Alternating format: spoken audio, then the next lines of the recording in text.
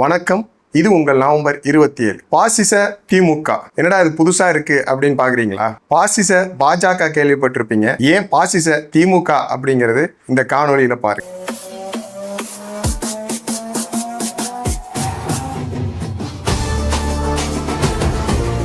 கடந்த டிசம்பர் 23 அன்று அண்ணா பல்கலைக்கழக வளாகத்தில் நடைபெற்ற பாலியல் வன்கொடுமை வழக்கு தொடர்பாக 28ஆம் தேதி விசாரித்த உயர்நீதிமன்றமானது ஒரு ஆணையினை பிறப்பித்தது.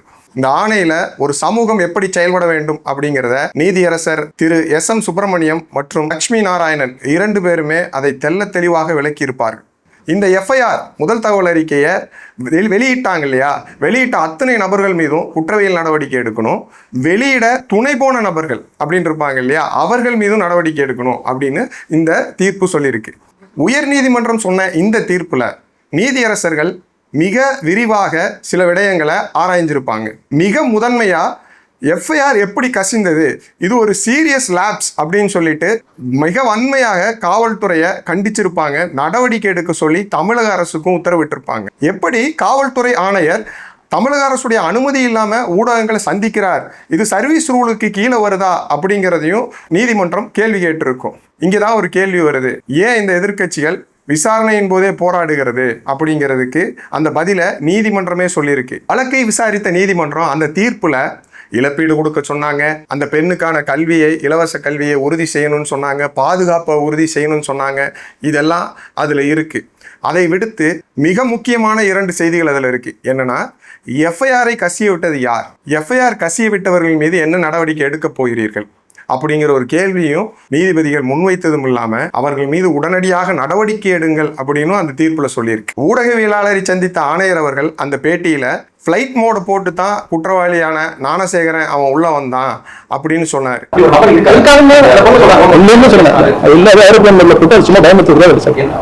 அப்ப ஃப்ளைட் மோட போட்டுட்டு உள்ள வந்தான் அப்படின்னா என்ன பொருள்னா, வேற யாரும் அழைப்பு பண்ணல அப்படின்னு அவன் எடுத்துக்கணும். அப்படித்தான் அவர் நினைக்கிறார். அங்க காவல்துறை ஆணையர் அவர்கள் அதைத்தான் நிறுவ முயற்சிக்கிறார். அதுதான் நீதிமன்றமும் சொல்லுது. நீங்க எப்படி முன்முடிவா அப்படி சொல்றீங்க, அவர் ஃப்ளைட் மோட்ல தான் போட்டு வந்தாரு அப்படிங்கறத சொல்றீங்க, ஒரே குற்றவாளி தான் அப்படின்னு சொல்றீங்க. விசாரணை போயிட்டு இருக்கும்போது நீங்க ஏன் உடனடியா வழக்கு நடந்துட்டு இருக்கும் போதே நிகழ்வுக்கு பிறகு 2 நாட்கள்லயே ஊடகத்தை சந்திக்கிறீங்க, என்ன கட்டாயம் உங்களுக்கு இருக்கிறது? இது உங்களுக்கு கீழே இருக்கிற விசாரணை அதிகாரிகளின் மீது ஒரு அழுத்தத்தை கொடுக்காதா அப்படிங்கிற ஒரு கேள்வியை முன்வைக்கிறாங்க. இந்த கேள்விகளை எழுப்பிட்டு இவர் சர்வீஸ் ரூல்ஸின் அடிப்படையில் இந்த ஊடகவியலாளர் சந்திப்பை நிகழ்த்தல, தமிழக அரசின் முன் அனுமதி பெறல அப்படிங்கிற பட்சத்துல இவர் மேல உரிய சட்ட நடவடிக்கை எடுக்கணும், அதாவது துறை ரீதியான நடவடிக்கை எடுக்கணும் அப்படின்னு சொல்லியிருக்காங்க. நாம் கேட்க வேண்டியது என்னன்னா, எஃப்ஐஆர் வெளியிட்டவர்கள் யார், எஃப்ஐஆர் வெளியாக துணை போனவர்கள் யார், இதைத்தான் நம்ம கேட்கணும். ஏன் கேட்கணும் அப்படின்னா, இது போன்ற பாலியல் ரீதியான பெண்களுக்கு எதிரான குற்றங்களுக்கான வழக்குகளை நடத்தும் போது இந்த முதல் தகவல் அறிக்கையை வெளிவிடக்கூடாது. தண்டனை சட்டமான பாரதிய நியாய சங்கீதா பிரிவு 72 கீழே இந்த மாதிரியான பாலியல் ரீதியிலான பெண்களுக்கு எதிரான குற்றங்களுக்கு எதிராக வழக்கு பதிவு செய்யும் போது அந்த பாதிக்கப்பட்ட நபரின் பெயரை வெளியிடுதலோ அல்லது அவர்களுடைய அடையாளங்களை வெளியிடுதலோ குற்றம்தான்.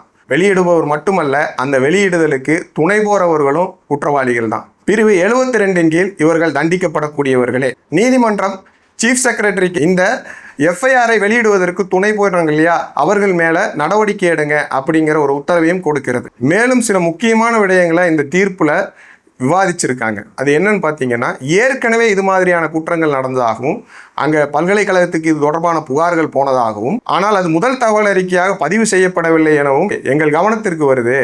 இந்த மாதிரியான குற்றங்கள் நடக்கும்போது அந்த பாதிக்கப்பட்டவர்கள் வெளியில் புகார் கொடுக்கறதே மிக அரிதானது. ஏன்னா பெண்கள் இந்த நிகழ்வு வெளியில் வந்தால் சமூகத்தில் நம் நிலை என்னவாகும் அப்படிங்கிற ஒரு கேள்வியினால பெரும்பாலும் புகார் கொடுப்பதை தவிர்த்து விடுவார்கள்.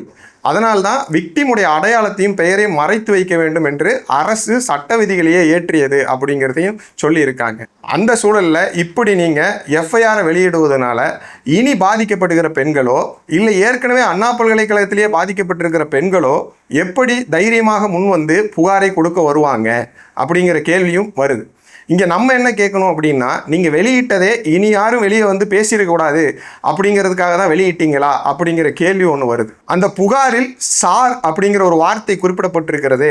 அங்கே இவங்க மிரட்டும் போது ஒரு அழைப்பு வந்ததாகவும் அந்த அழைப்பில் ஒரு சார் பேசியதாகவும் புகாரில் தெரிவிக்கப்பட்டிருக்கே அப்படிங்கிற கேள்வி எழும்போது, அப்படி ஒரு சார் இல்ல, அவர் ஃபிளைட் மோட்ல தான் பேசியிருக்காரு அப்படின்னு சொல்றது யாரோ அந்த சாரை காப்பாற்ற மாதிரி தெரியலையா? ஒரு சாதாரண மனிதனுக்கே இந்த கேள்வி எழும்போது காவல் ஆணையரா உங்களுக்கு அது தெரியலையா?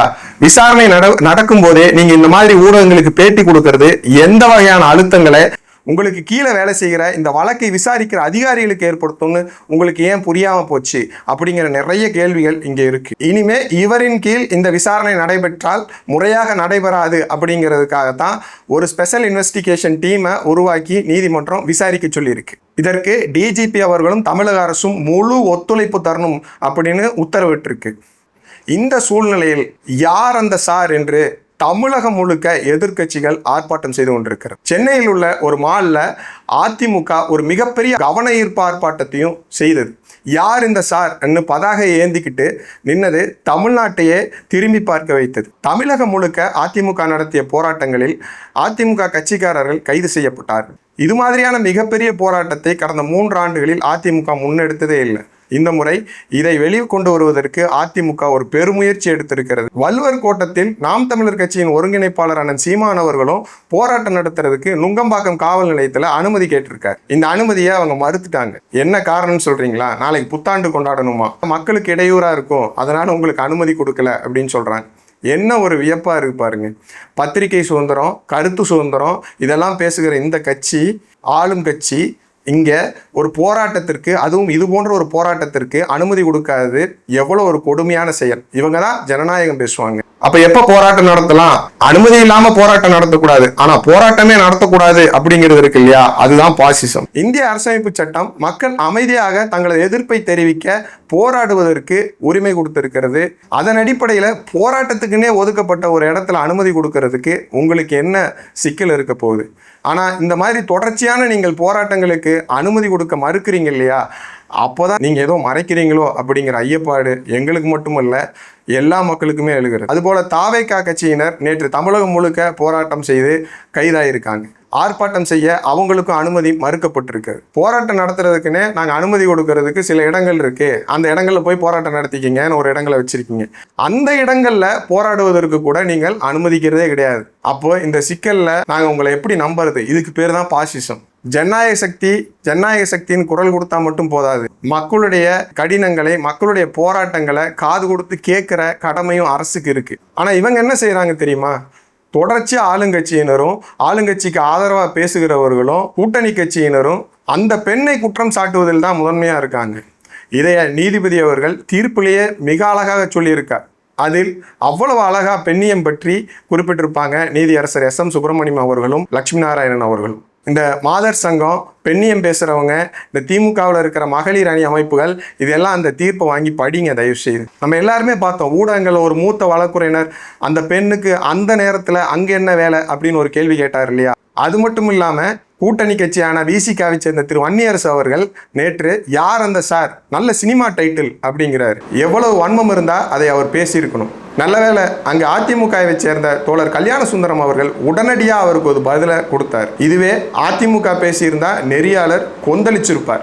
திமுகவின் கூட்டணி கட்சி பேசுவதனால நெறியாளர் அவ்வளவு மெதுவாக செல்லமாக தட்டி கொடுக்கிறார். நீதியரசர் அவர்கள் ஒரு பெண் எப்படி இருக்கணும், எப்படி நடக்கணும், எந்த நேரத்தில் வெளியே போகணும், யார் கூட பேசணும் அப்படிங்கிற முடிவு பண்ணுறதுக்கு நம்ம யார் அப்படிங்கிற ஒரு கேள்வி எழுப்புறார். அது அவளுடைய வாழ்க்கை, அது அவளுடைய உடல், அது அவளுடைய தேர்வு.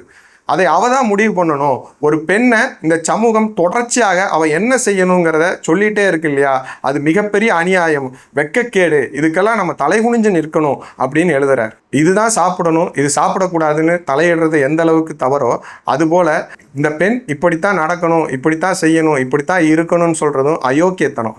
இப்படித்தான் உடை உடுத்தணும், இவர் கூட தான் பேசணும்னு சொல்கிறதும் அயோக்கியத்தனம் அப்படின்னு சொல்லியிருப்பார். நீ உன்னுடைய உரிமையையும் சுதந்திரத்தையும் விட்டு தான் பாதுகாப்பாக இருக்க முடியும்னு அவருக்கு சொல்லி கொடுக்கறத விட ஒரு கேடுகட்ட செயல் எதுவுமே இல்லை அப்படிங்கிறதையும் அதில் பதிவு பண்ணியிருப்பார். ஜனநாயகத்தை இது போன்ற நீதியரசர்கள் தான் காப்பாற்றுறாங்களே ஒழிய ஜனநாயக சக்திகள்னு சொல்கிற போலி ஜனநாயகவாதிகளான நீங்கள் அல்ல. கம்யூனிஸ்ட் கட்சி தோழர்களே, யூபியில் ஹாத்ரஸ் சம்பவம் உங்களுக்கு நினைவு இருக்குன்னு நினைக்கிறேன். அது கண்டிக்கப்பட வேண்டிய செயல் தான். அதுக்கு நீங்கள் கண்டனமும் தெரிவிச்சிங்க, போராட்டமும் நடத்துனீங்க. ஆனால் இங்கே தமிழ்நாட்டில் இவ்வளோ பெரிய சிக்கல் நடந்திருக்கே, ஒரு வார்த்தை பேசலையே. ஏன் அடுத்த தேர்தலுக்கு உங்களுக்கு வர வேண்டியது வராதுன்னா, தோழர்களே, ஜனநாயகவாதிகளே, எங்கே இருக்கீங்க? வெளியே வாங்க. யார் அந்த சார்? யார் எஃப்ஐஆரை வெளியிட்டது?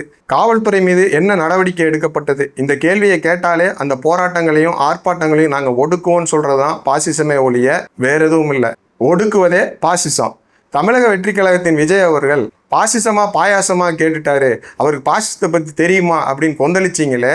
நீங்கள் செய்கிறதான் பாசிசங்கிற பொருளில் தான் அவர் சொன்னார். யதார்த்தமாக நகைச்சுவையாக சினிமா மொழியில் சொல்லியிருந்தாலும் அதுதான் உண்மை. நீங்கள் பாசிசவாதிகள் தான்.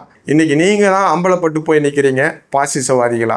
குறைந்தபட்சம் முதல்வரோ துணை முதல்வரோ வெளியே வாங்க. எங்கே இருக்கீங்க நீங்கள்? எங்கேயோ போய் ரோட்டு கடையில் டீ சாப்பிட்றதும் சினிமா நிகழ்ச்சியில் கலந்துக்கிறது மட்டுமே அரசியல் கிடையாது. நீங்கள் வெளியே வந்து இதுக்கும் பதில் சொல்லுங்க. யார் அந்த சார்னு சொல்ல வேணாம். இந்த எஃப்ஐஆர் வெளியாக காரணமான காவல்துறை மீதும் நீங்கள் துறை ரீதியான நடவடிக்கையை எடுக்கிறோம் அப்படிங்கிற ஒரு நம்பிக்கையை நீங்கள் மக்களுக்கு கொடுத்தாதான் மக்கள் இந்த ஆர்ப்பாட்டத்தை நிறுத்துவார்கள். அதுவரை தொடர்ச்சியாக போராடிட்டு தான் இருப்பாங்க. அதிகாரிகளை காப்பாற்ற வேண்டும், தான் கட்சிக்காரனை காப்பாற்றணும்னு நினைச்சிங்கன்னா உங்களை யாரும் 2026 காப்பாற்ற முடியாது. இதை நீங்கள் செய்யலைன்னா திமுக ஒரு பாசிச சக்தி தான். தொடர்ச்சியாக கேட்போம், யார் அந்த சார், யார் அந்த எஃப்ஐஆரை வெளியிட்டது? நன்றி.